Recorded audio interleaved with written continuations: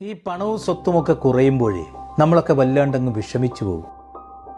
പക്ഷെ ആയുസിൽ നിന്നൊരു വർഷം കുറഞ്ഞാലുണ്ടല്ലോ നമ്മളൊക്കെ കേക്കൊക്കെ മുറിച്ച ആഘോഷിക്കുന്ന ഒരു ജീവൻ ജനിക്കുന്ന കാര്യം നമുക്ക് 9 മാസത്തിന് മുമ്പേ അറിയാം. പക്ഷെ അത് പോകുന്നതാണെങ്കിലോ 9 സെക്കൻഡിന് മുമ്പ് പോലും നമുക്കറിയാനാവില്ല. എത്ര കാശുണ്ടെന്ന് പറഞ്ഞിട്ട് ഒരു കാര്യവുമില്ല. വിധിയുടെ കണക്കെടുപ്പ് നടക്കുമ്പോൾ നമുക്ക് കിട്ടാൻ പോകുന്നത് എത്രയാ? 6 അടി മണ്ണ് മാത്രമാണ്. നമ്മളൊക്കെ ജനിച്ചപ്പോൾ ആദ്യം തൊട്ടവരെ നമുക്ക് ഓർമ്മയില്ല.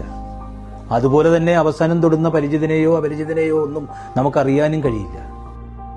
ഈ ലോകത്ത് മനോഹരമാണെന്ന് തോന്നുന്നതൊക്കെ ഉണ്ടല്ലോ, അതൊക്കെ താൽക്കാലികം മാത്രമാണെന്നേ. ഏതെങ്കിലും ഒരു പ്രഭാതം ഉച്ച വരെ നീണ്ടിട്ടുണ്ടോ? ഏതെങ്കിലും ഒരു നട്ടുച്ച സന്ധ്യ വരെ നീണ്ടിട്ടുണ്ടോ? ഈ രാത്രിയുടെ ഖബറിൽ കുഴിച്ചിടാത്ത ഏതെങ്കിലും ഒരു പകലുണ്ടോ?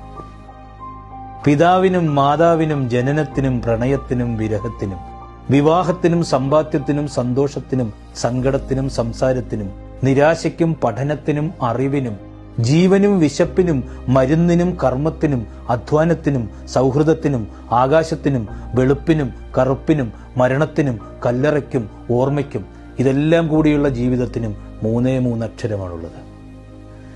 ഈ ജീവിതമെന്ന കളിക്കളത്തിലേക്ക് നമ്മളെയൊക്കെ ഇറക്കിവിടുന്ന സമയത്ത് ഒരു നിശബ്ദ സാന്നിധ്യമായി നമ്മൾ പോലും അറിയാതെ ഒരാൾ കൂടി വരുന്നുണ്ട്.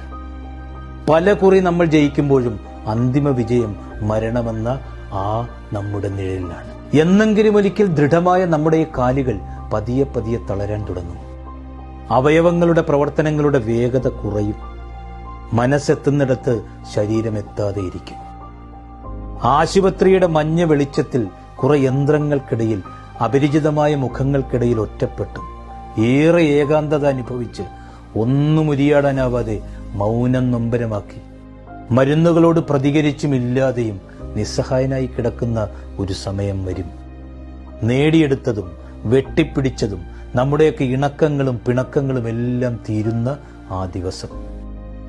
കൂടെ നിന്നവരും ഒപ്പം ചേർത്ത് പിടിച്ചവരും പേടിക്കേണ്ട ഞാനില്ലേ എന്നൊക്കെ പറഞ്ഞവരും എല്ലാവരുടെയും മുമ്പിൽ നമ്മൾ ഇങ്ങനെ കിടക്കും.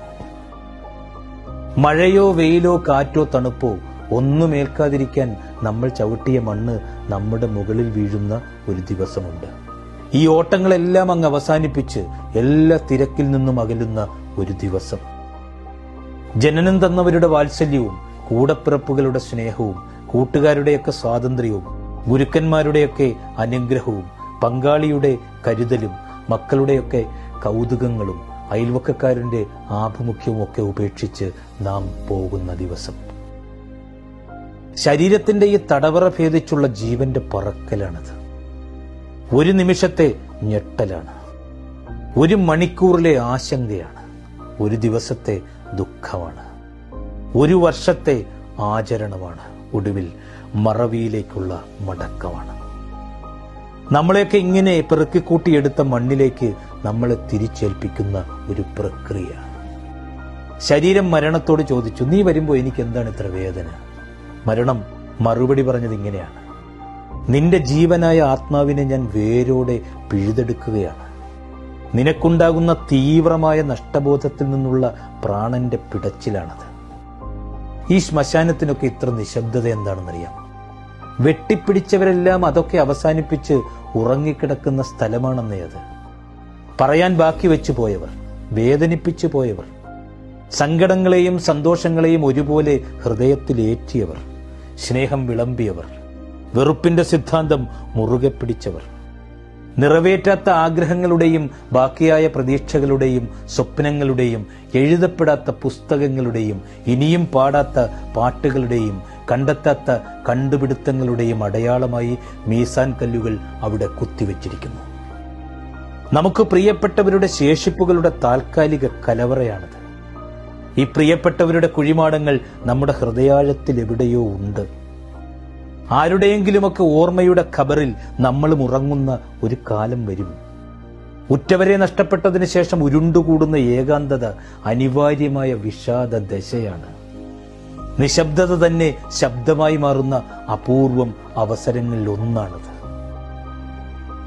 നമ്മളൊന്നും ഒന്നിന്റെ പേരിലും അഹങ്കരിക്കരുത്, ഒരാളെയും അവഗണിക്കരുത്. ഈ നേടാനെടുത്ത സമയത്തിന്റെയൊക്കെ ഒരു അംശം പോലും വേണ്ട ഓരോന്നും നഷ്ടപ്പെടുത്തി കളയാൻ. ഇത് നമ്മൾ കൊടുത്ത മതിപ്പും ചെയ്ത ദാനവും ദ്രോഹവുമൊക്കെ ചെയ്തതിനേക്കാൾ ഭംഗിയായി നമുക്ക് തിരിച്ചു കിട്ടുന്ന ഓർമ്മയോടെ ജീവിക്കുക. എപ്പോ ജനിക്കും എപ്പോ മരിക്കുമെന്ന് നമുക്കറിയില്ല. പക്ഷേ എങ്ങനെ ജീവിക്കണമെന്ന് തീരുമാനിക്കുന്നത് നമ്മൾ തന്നെയാണ്.